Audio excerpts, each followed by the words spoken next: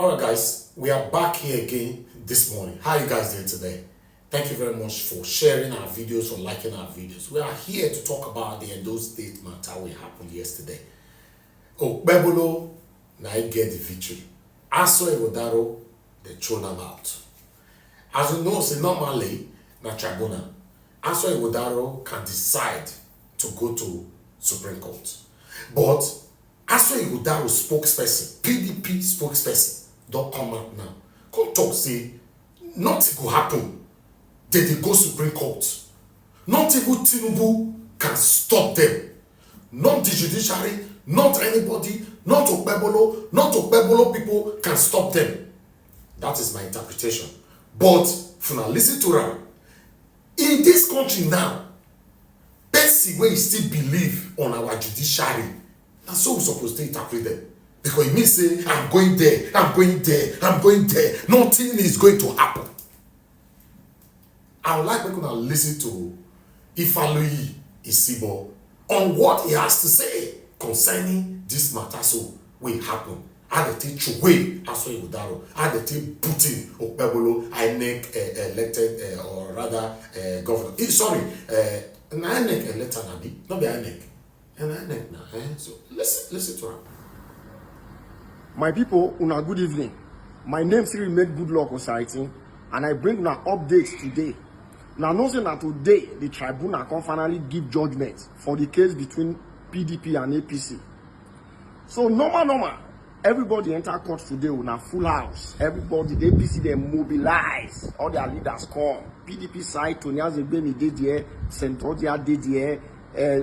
Most of PDP leaders, they plenty when they come court today. On the APC side, Jared Tenebe did there. Tribal did there. Matuobi they did there. Yamu did there. Then plenty when they come.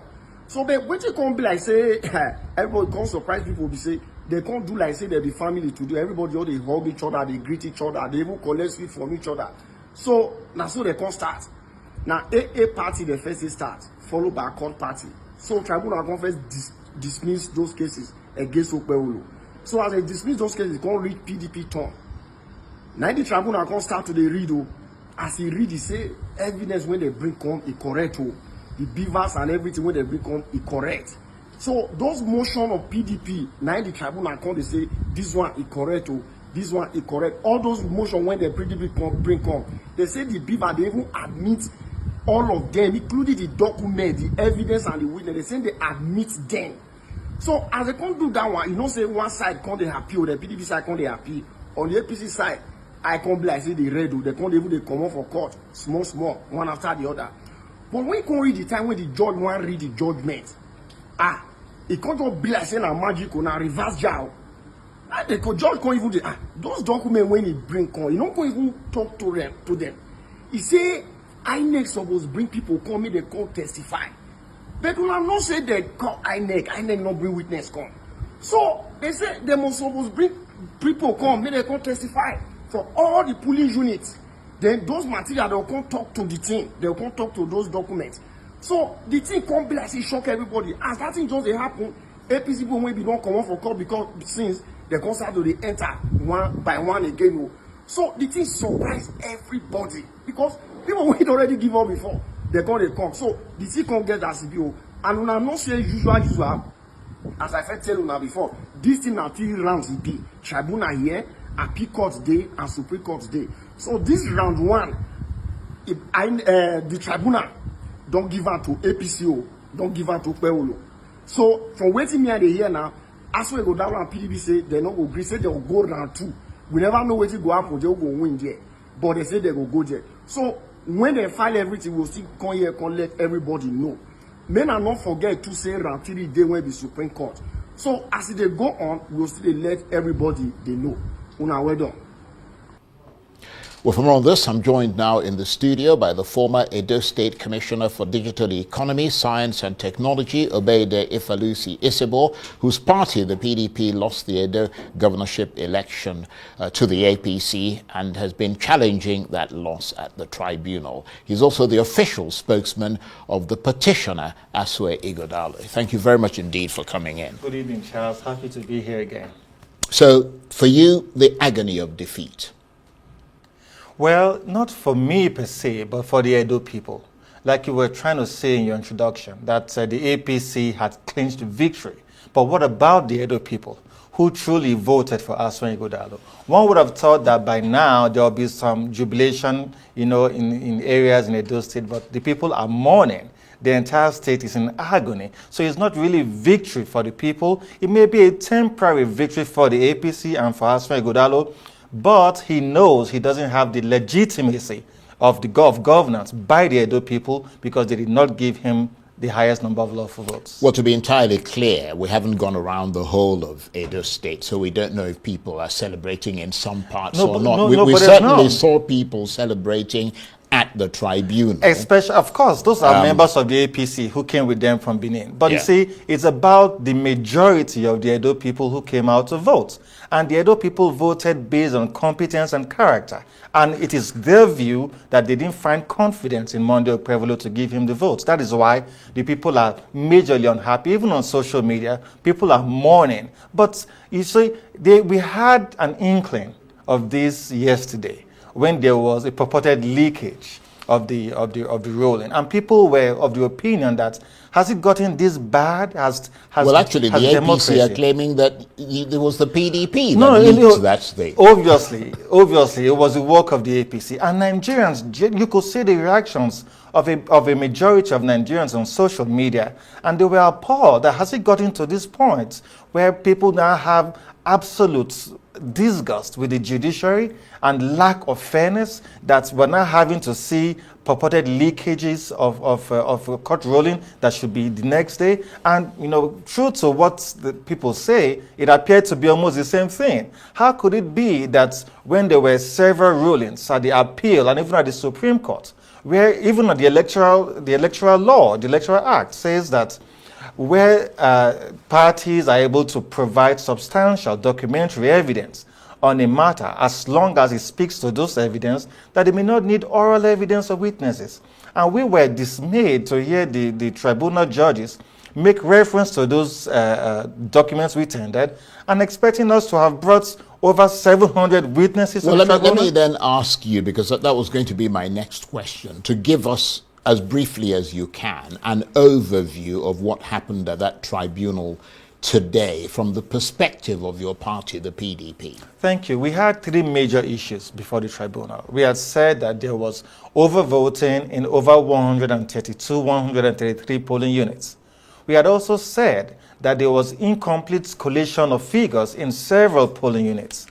We had also put forward evidence before the tribunal that in over or almost 400 polling units, INEC failed to submit herself to her guidelines in the Electoral Act Section 72, where that says that prior to the election, there must be a recording of sensitive particulars of sensitive election materials. And where that is not done, the results in that polling unit must be cancelled. Section 51 of the Electoral Act says that where the number of accredited voters exceed the number of those who voted, then there's overvoting, and the results in those polling units should be cancelled. See, we had documentary evidence to prove to the tribunal that there were these levels of contrivance against the Electoral Act, and for those reasons, Monday Okpebholo did not have the highest number of lawful votes. And we were shocked, everyone in the courtroom, we were amused that the tribunal judges kept making reference to not bringing witnesses. Well, they said you brought 19 witnesses. Yes, we brought 19 before witnesses. The tribunal, as well as lots of documents. Yes. I mean, the APC called 4 witnesses, and the Electoral Commission did not call any witnesses at all. Yes. So the burden was on you to prove your case. Absolutely, and that's why we presented documentary evidence, certified true copy from INEC. Those were all INEC documents. None was manufactured by us. And INEC at no point said that they were refusing those documents because they were certified true copies. They were from EC8As, from the polling units and agent copies, and they were from EC8As downloaded from the IRM as provided to us by the INEC, and they were certified, and they were Beavers extracts. These are all INEC documents. And so we were wondering, yes, we didn't think we needed to provide over 700 witnesses because we're challenging results in over 700 polling units. But sadly and shockingly, Nigerians are worried that how is it then that the tribunal would require you to provide witnesses in all those areas when there's documentary evidence certified by INEC to show that yes, there was overvoting, yes, there was non-prior serialization of sensitive election materials, yes, there was obvious incomplete collation of scores, and so the Edo people feel that this is just a glitch. It is not a catastrophe. Right. Well, let's just stay on the track of what happened at that tribunal, not just today, but over the period. Because the APC had claimed that earlier, the tribunal at the tribunal hearing, that the polling units that the PDP tendered documents about, when compared with the ones INEC presented, still showed that the APC candidate was well ahead of the PDP, and that in effect, your candidate failed to prove that there was overvoting. That's obviously not true. I just said the Electoral Act, Section 51, explicitly explains what overvoting means. When people who ended up voting are more than those that were accredited by INEC, are more than those that are accredited even according to the Beavers machine, then that is obviously overvoting. If 10 people came for accreditation, and at the end of the day, 11 people voted, that's overvoting, and the law says cancel that result. So what did the tribunal say about that particular overvoting? Well, in over 133 units where we complained of this overvoting, our prayer was that since the Electoral Act says those results be cancelled, the tribunal should cancel the results. But the tribunal, in her wisdom, if you allow me, says that we did not have witnesses who were eyewitnesses at the election day to determine overvoting. How does that make any sense when there are documents to show, INEC certified documents to show that there was overvoting? It was vague and nebulous, and one is having a hard time trying to understand the veracity of this kind of justice, where documentary evidence no longer matter in a tribunal. That is sick. And you were also challenging the results because you allege that the election was not conducted in compliance with the Electoral Act. Absolutely. That includes the overvoting and something else, Yes. other things. You see, there's prior recording of serial numbers and the quantity of the ballot paper, the Beavers machine, Right. and other sensitive materials. And INEC, according to the Electoral Act, says that where that prior recording does not exist, results in those polling units must be cancelled. And that was what we were saying. In over 390 polling units, this did not exist. And so, do we need to have witnesses who are not INEC staff, who do not have any business with the prior recording to prove to the tribunal that there was non-serialization of this information? No. We had documents to show that from EC25B, from EC40A are the documents that INEC says should be duly filled to show that there was prior recording of these serialized details, but there wasn't. So we are still trying to understand, the conclusion that the tribunal has reached, and is still very interesting. You could see people, even in the APC, wondering that the tribunal had agreed that all the documents we were tendering, being INEC documents, were admissible in court. That INEC didn't tender them doesn't mean that it's not admissible. So long as they were INEC documents, they were. And so if the tribunal had accepted those documentary evidence, on what premise then are you deciding that we must have witnesses in each polling unit to testify? Right. So basically, I mean, I'm not trying to downplay the importance of the points that you're making, but basically, according to the tribunal, you failed to prove your case. You were not able to prove the allegations of corruption. You failed to prove that. You talked about problems in dozens of polling stations, and you also failed to prove that, according to the tribunal. Well, that's why we are glad that that is not the last bus stop. We have rights to appeal. So the presumption is that you're going to appeal. I mean, you intend to exhaust the entire appeals on process? behalf of the Edo people. That is what they require of us to do, because they are obviously not pleased with the outcome of this tribunal judgment, and they are requesting that Aswan Godalo, who they truly voted for should continue to fight for them. Because this is not really about Asfaw Ighodalo. This is about the mandate given to him by the Edo people. And I know a lot of them are unhappy right now, but I'm trying to build some hope in them that we cannot give up. We are not defeated. The people can never be defeated, no matter how much there appears to be an external influence on the judiciary. And that is also very sad. Nigerians feel that the sanctity of democracy, the sanctity of the judiciary is slipping off our fingers. Nigerians were looking at the judiciary to see if they could redeem themselves in this tribunal case for Edo State, because most people know that Asfaw Ighodalo truly won the elections. And so Nigerians generally are upset. And so, but we're not giving up on the judiciary. This is the only system. But I mean, it sounds like you're saying that these tribunals are subject to political pressure. That is the general impression of the Nigerian people. Nigerians really do not have confidence in the judiciary, just like they've lost confidence in the legislature and the executive. But, you know, within the confines... But I mean, sorry to interrupt you. When you say Nigerians, yes, that's Nigerians who are your supporters, because supporters of the APC, who are significant in numbers, I mean, they're rejoicing. They obviously think the judiciary Charles, did I can the tell right you this thing. for a fact. At their unguarded moments, they are very upset with the trajectory Nigeria is going.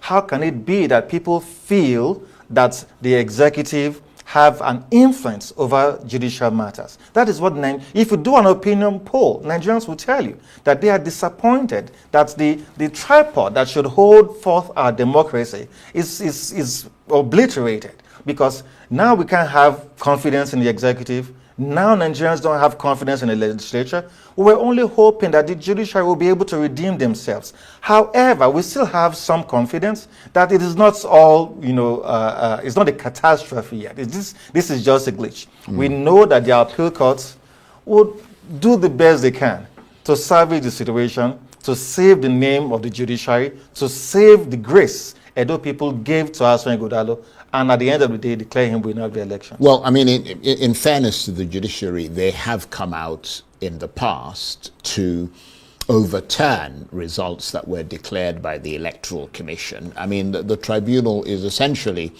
saying that they do their assessments based on the evidence submitted to them and the facts before them, as well as their interpretation of the laws that govern those elections.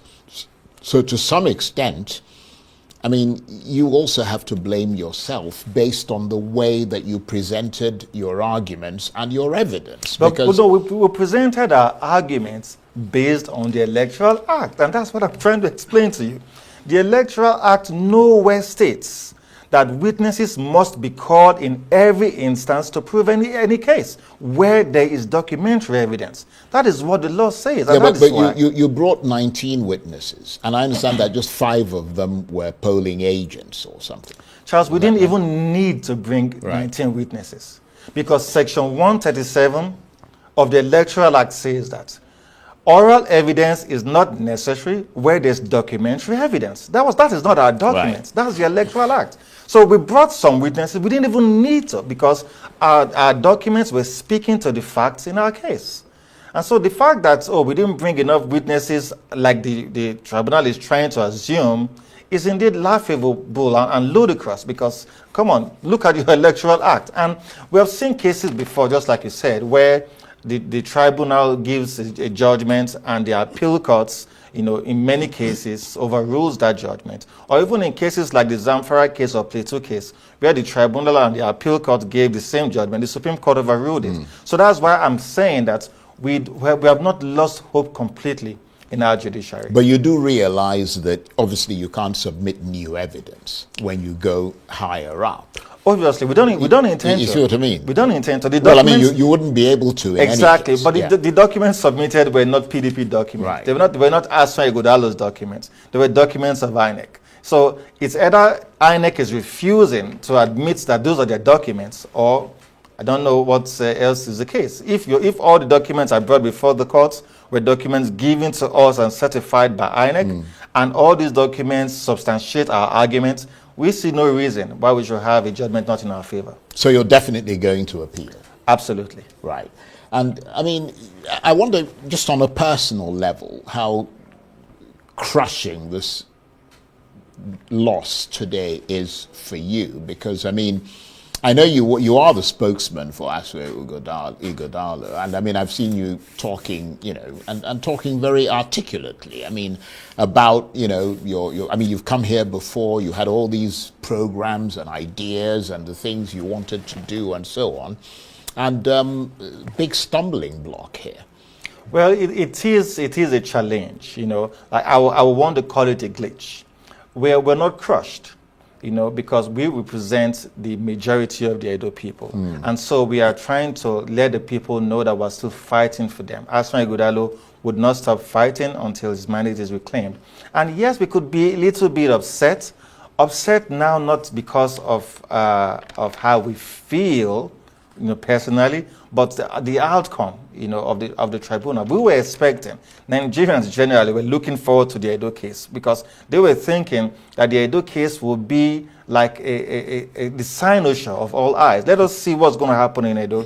We know that the guy who is there now, you know, you've had, I mean, most people have had to interview him and to gauge his cerebral capacity, and the man appears to be lost. And so they're feeling that Edo State, you know, at the level where God, you know, basically left the state, we cannot leave the state, you know, to be run by these people who are, like some of people have interpreted them to be barely literate. And that's why we're saying all the negatives about Edo pop up in the news. There's hardly any good news that you've heard about Edo State in the last 3 months. And that is sad, because that's an Edo where we took leadership and governance to a very high level, where other states were coming to borrow from us, from what we're doing. But now most of what you hear in Edo is the inability of the government to lead the people, the inability of the governor to articulate his ideas. Nobody knows what he plans to do in education, security. I mean, we can obviously see that we've been in the news for very bad reasons. So these are the issues that really bother the people. And it's really not about us as individuals, because we have done our best and the people can compare. You know, Edo was #1 in digital transformation across West Africa. Where are we today? You know, even the official website of the Edo State government has crashed. So you can see that, you know, we went from a level where people were proud of us. We Edo people home and abroad were speaking good things about Edo State, so now where nobody even wants to talk about Edo State. We're seeing the governor, you know, walking from place to place. The man has no direction, there's no effort, there's no force, there's no vibe, there's no zeal, there's no zest, there's practically no life in governance in Edo State today. And that's what really worries us, to make sure that we will not just sit idly and watch this happen. Let us continue to fight for the people. Let us speak up and speak out for them, because they do not deserve the kind of leadership they have now. And have you spoken to Mr. Ighodalo today? Did you speak to him after this verdict? Yes, just before I got here. What was his reaction and his mood? Well, Mr. Aswe Ighodalo understands that the election process there's a pre-election process, there's an election process, and a post-election process. So we are in the post-election process. He's still very full of energy. He's hopeful in the appeal. And he asked me to tell the Edo people that he's still going to keep fighting for them. He's still going to be speaking for them. And he will always show up for them whenever they need him to, especially concerning this matter, to make sure he pushes it to a logical conclusion. And for you personally, I mean, you've become quite well known, not just because you were sort of speaking on behalf of Aswe Ighodalo, but at one point you loudly proclaimed yourself as being an obedient, even though you were in the opposing PDP party. Are you still an obedient, or have you turned disobedient? Well, at the time, we saw in Mr. Peter Obi the ability and the capacity to lead Nigeria right. And I mean, we've seen where Nigeria has, you know, been driven to in the past couple of months. And even members of the APC are unhappy about it. So we do not regret at all the energy we put into the Peter Obi campaign. And we're hoping that come 2027, we'll have reasonable leaders bubble up ideas around the electoral space that Nigerians could, you know, reason out to select or elect those that will lead them. But it is true that the crop of leaders we have now running the country, there's nothing to write home about them. And you personally, are you going to run for elected office at some point? Well, I'm still very young. I'm in my prime, and there's a whole lot ahead for me in the future. And let's see how it goes. Right. And just returning to the issue of the tribunal today, there are also two other cases, two other petitions that were dismissed. That, I mean, obviously you don't speak on their behalf, but that of the Action Alliance and the Accord Party. So, I mean, a pretty big victory for the APC today. I mean, they swept the board. in that sense, there was victory for the APC. But I'm thinking that as politicians, we should be more worried about victory for the people. We must ascend above that mundane thinking of partisanship. Yeah, but I suspect that the APC are going to say it's a victory for the people as well. No, but it cannot be for the people when they know that they do not have the legitimacy of the people of Edo State. And so we are hoping that while we pursue this case to the appeal courts, because we are sure we'll win at the appeal court and they will have to go to the Supreme Court, we are sure that between now and when the Supreme Court gives judgment, we can assist, in some form of constructive criticism to make sure that Edo State is not completely destroyed before Aswin Godalo takes up the reins of the state. And how much time have you got before you have to go to the appeals I think court? for the appeal, and how much time have they got to make the decision? Yeah, I think for the appeal we have 60 days, and for the Supreme Court we have 60 days. So Edo people, just bear it a little bit. We have 120 days. We're going to strive, through these dark days, through this dark tunnel. But hope is coming, joy is coming, Aswin Godalo is coming.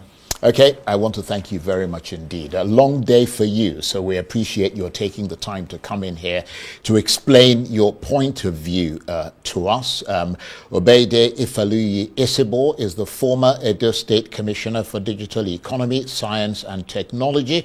His party, the PDP, lost the Edo governorship election to the APC. It challenged that loss at the tribunal, and today the tribunal affirmed the victory of Monday Okpebholo.